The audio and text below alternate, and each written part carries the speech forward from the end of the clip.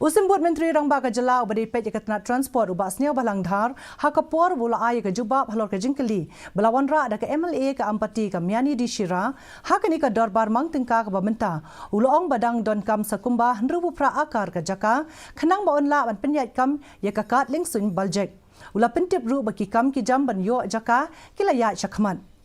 Hadian berkiladat ban yo jingtip na katnat Airport Authority of India ya menta kakat Liengsuiñ Baljek ka don ye ka Jaka ka bayar sis pa arpau Akar uba adhar ula pentip beladat ban mang lai kelur tingka na ka Bynta ka baar ban shim Jaka ula pentip ru ba menteri ramba ka jalau konrat kisang mau la thok buntlik shiti syakatnat AAI Henry ka basngusi pat kalong baka juba balayo pediang kalong ba don bakwa ban Pynïaid de ki Liengsuiñ ki barit delay quite some time.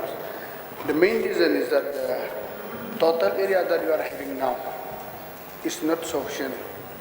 to operate 48 to 72 airflight. That is one of the reasons. The 68 Akar now is under process of acquired, and only then after the acquirement of the additional land, then we will ask the airport authority to send the DPR for the infrastructure development. Only then we will be able to go for the further course of action. Not yet, because we have to acquire first the land, and then DPR for the infrastructure will be made. As of now, no money has been spent because we are still yet to acquire another 68 acre of land.